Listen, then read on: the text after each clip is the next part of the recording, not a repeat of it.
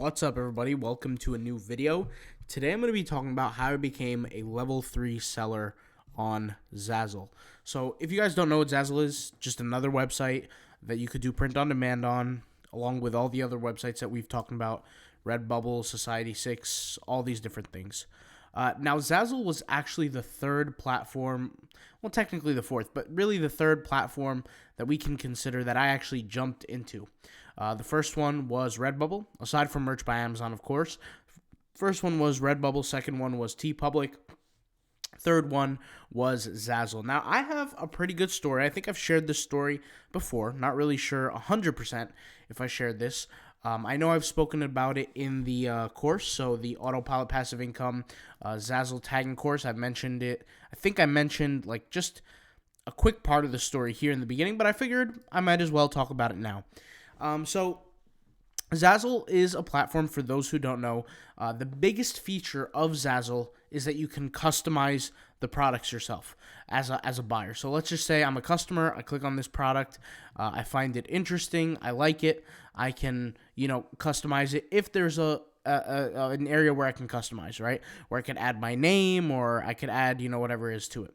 Now, for this design, there's really not much to customize, even though you can click here and hit edit design. Still, it's not that much, but you kind of get the point, okay? You get to customize the product. That's what makes Zazzle different, at least different than most websites. So really how it started was I was coming off working on TeePublic. So just to be clear, for those who don't know, before I jump into new platforms, I really try to, I don't want to say master, but I try to get really, really good at the platform before, where I have a good handle on it, or the platforms that I'm currently on, before I advance to a new platform, which is just, I think, the logical thing to do in my case. And it works for me, and it worked out. Zazzle, I had a very hard time in the beginning. I'll explain. So in TeePublic, when I first started, which is before Zazzle, the first month I had right over $1,000 in income on TeePublic. Mind you, I came from I guess you could say a lucky first month on Redbubble, and then it kind of dwindled down, and after a certain point, I had to boost it back up. So a lot of you know that story with Redbubble, but TeePublic was straight out of the gate a success for me. Zazzle was not. The first month, I didn't make a single dollar. Second month, I didn't make a single dollar. Third month, I didn't make a dollar except for the very last day. The very last day of the third month, I got a bulk order of keychains. And I think it was 200 keychains, I believe. And I'll show you exactly which keychains they were. I figured I'd just show you guys this. Keychains. Let's just go ahead and show you. They were these ones, the metal ones with the circle on them right here. And I believe it was a 200 order. Yep, it was 200. It was a bulk order. And that really opened my eyes to start asking questions. Because mind you, for 3 months, roughly, I had absolutely no income on Zazzle. Zero. Not a dollar, not a penny. But yet, on the very last day, I got a sale. I started asking questions. And by the way, the keychain sale, guys, I would say, me personally, it was pure luck, because I had added lots of other designs before that. And you guys know me, I don't take things easy on these platforms. If I have the free time to do it, I'm going to do it. I'm going to go hard. I'm going to post lots of designs. So I had a concept, I put it up, and I don't even think the keychain concept was my best one, but yet it sold. And it worked well. And I made the money from it. And I did get a few sales after that.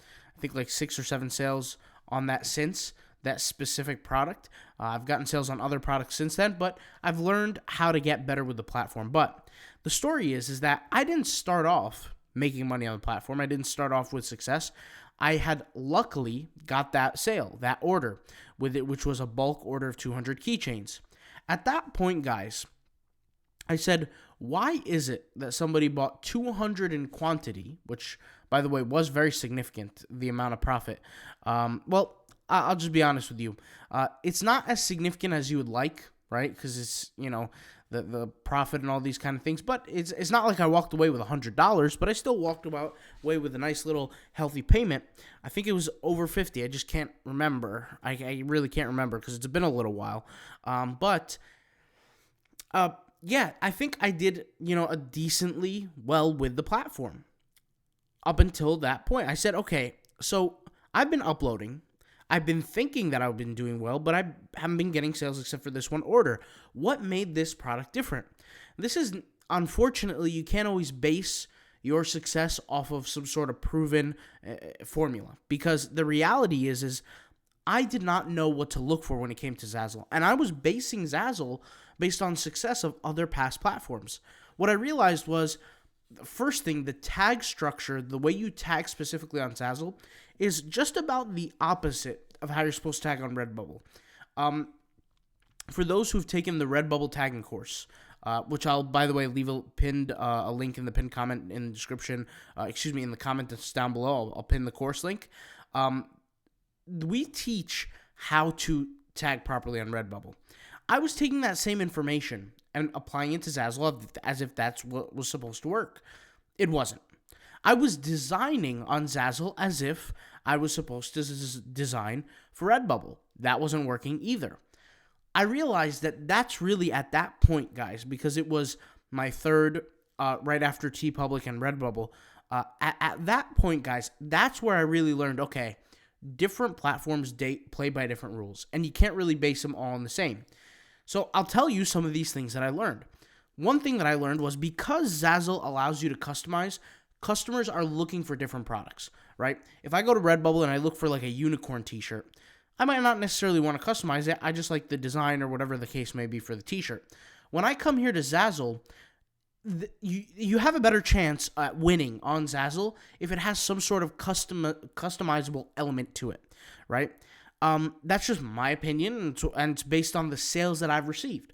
I can't speak for other people. I don't know what other people do or how they achieved success, but I can tell you with my personal experience, the things that you have more customizable elements tend to help. A lot of also things that work really, really well for me are like holidays, like special occasions, special days, the birth of a new child, birthdays, weddings, anniversaries. These type of things Mother's Day, they do really, really well, and these holidays on Zazzle. I can create a Mother's Day shirt on Redbubble, but there are millions of people that probably have already dominated that space before me. So I'm not really going to get to be seen. And you guys know, with the way we talk about the algorithm on Redbubble, we've talked a lot, free videos and paid videos, by the way. So it's not just, it's like paid only, but free. We've talked about how you can specifically boost yourself in the ranking, right? You can create more sales in Redbubble and things like that can help you. Well, there's another feature within Zazzle called the Z-Rank.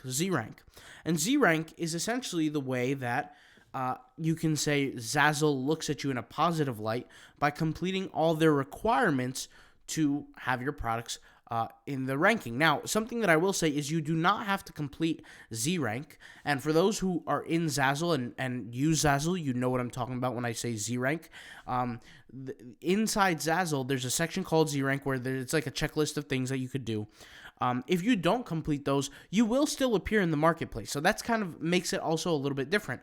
With Zazzle, each product is reviewed and approved. On TeePublic, on Redbubble, that's a different ballgame. On Redbubble, as long as you don't trigger any kind of keyword or anything like that, your product is up, alive, and well. On TeePublic, your product is not going to be found in the marketplace unless your whole entire account is approved. So that also makes it a little bit different as well, right? You're playing a different ballgame, just a different game. And once again, with the way Zazzle is I was treating Zazzle the same way I was treating these other platforms, and that drastically slowed down my success. Now, after that, I've used 4 other new platforms after Zazzle, okay? And I got good at them, I generated sales, etc. And when I say good, take that with a grain of salt, because some people think good is, $15,000 a month, and some people think good is 2 sales a month. So take that with a grain of salt. My opinion of good is different than other people's, okay?